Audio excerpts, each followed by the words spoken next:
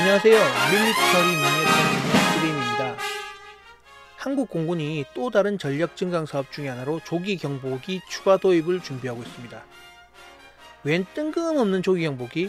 라고 생각할지도 모르겠습니다만 어쩌면 현재 시점에서 한국 공군의 가장 시급한 전력이 조기 경보기라고 봐도 무방할 것 같네요. 주적을 북한이라고 한다면 남북 간의 재래 전력과의 비교는 이제 의미가 없는 수준으로 차이가 나버렸어요.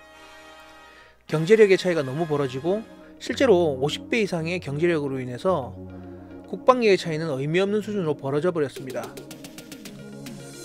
나이 드신 분들이 대한민국의 젊은이들의 썩어빠진 정신상태 어쩌고 저쩌고 하면서 북한은 강하고 하시면 할 말은 없습니다만, 그게 전쟁을 뒤집을 가장 강력한 힘이면 탱크는 왜 만들고 비행기는 왜 만들어요?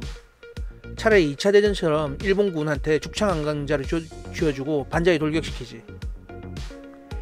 20세기와 21세기 걸프전에서 군기가 세고 엄격하게 유명한 이라크 공화국 수비대가 압도적인 병력수를 가지고 있으면서도 미군과 다국적군의 최첨단 무기에 갈려나가는 걸 보면 이제 전쟁은 똥군기로 하는 게 아니라 뛰어난 무기와 잘 훈련되고 보급과 영양적으로 잘 관리된 병력이 승리를 이끈다는 건 자명하니까요.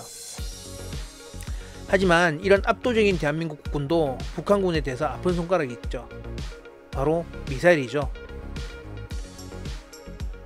이 북한의 미사일 전력은 늘 한국군에 해결되지 않는 아픈 손가락이었습니다.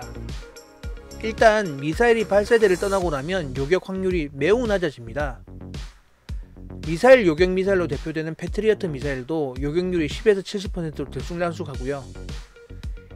이스라엘에 배치된 패트리어트 요격률은 한 50% 정도라고 하는데 아주 잘 쳐줘도 그 정도일 거예요. 가장 좋은 방법은 미사일이 발사대를 떠나기 전에 파괴하는 건데 그 정도는 한국군이 충분한 전력을 가지고 있죠.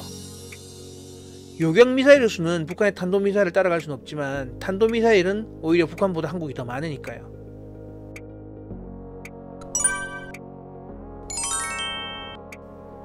미사일의 발사 직무를 적절한 시점에 캐치해서 발사 전에 타격하는 것이 가장 좋은 방법입니다. 이를 위해서 한국형 킬체인이라는 시스템이 준비되고 있는 것이죠. 하지만 문제는 킬체인에서 타격 체계는 북한을 압도하면서 거의 완성되어 가고 있는데 여전히 정보 체계는 미국의 의존도가 높은 상황이에요. 가장 위협적인 수단에 대한 가장 필요한 수단이 바로 정찰 및 조기 경계 체제고 그 중심인 조기 경계기를 현재 한국 공군이 4대 운영하고 있습니다. 추가적으로 더 도입하는 사업을 진행 중이고요. 1조 5,900억 원이라는 예산이라고 합니다. 비행기 2대 도입하는데 숫자가 거의 천문학적이죠. 북한뿐만 아니라 이제 중국과 일본의 영해 위협에 대응하기 위해서도 필요 수요가 늘어난다고 합니다. 이전에는 북한만 신경쓰고 북한 이외에는 신경쓰지 않던 한국군의 국방위성이 높아진 것이라고 보면 좋은 일일 것 같습니다. 방공 식별구역이 확장되어 이전보다 탐지구역이 넓어진 것도 원인이라고 하네요.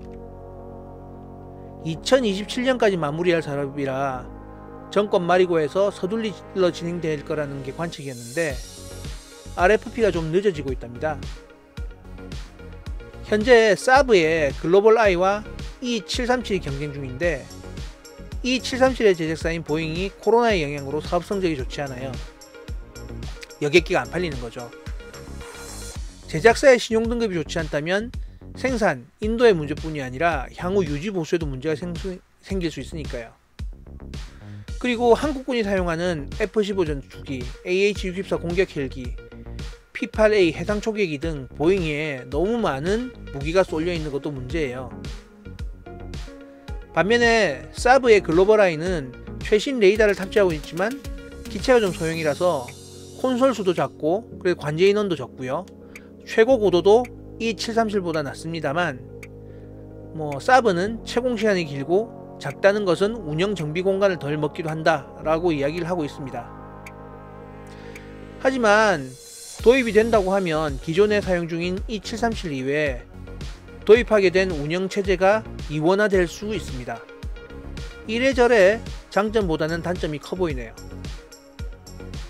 그런데 요즘 보면 툭하면 한국 영해를 치고 들어오는 중국과 러시아의 전략 폭격기와 동해상에서 구조 작업 중인 한국 광개토 대항함을 일본 초계기가 위협 비행을 하는 등 영해에 대한 분쟁의 가능성이 증가하고 있습니다. 특히 이전하고 달리 제해권의 경우 항공력이 우선시되고, 우선시되는 항공력은 전투기의 성능을 파일럿의 숙련도를 극복하기 힘들지만 그보다 더 극복하기 힘든 것은 조기 경계기의 지원 여부입니다. 지상 레이더의 지원을 받는 공군과 지원을 받지 못하는 공군의 전투력은 절대로 극복할 수가 없죠. 북한을 감시하기 위해서는 4대로는 모자란 수는 아니에요. 2대가 추가되면 중국이나 러시아 같이 허가되지 않은 항공전력이 한국의 방공식별구역으로 진입할 때 한국 공군이 F-15를 출동시키는 것뿐만이 아니라 공대공, 지대공 미사일 체계를 완벽하게 통제할 수 있는 지휘체계가 뿜어내는 레이더파를 통해서 우리의 힘을 보여주는 기회가 될 수도 있을 것 같습니다.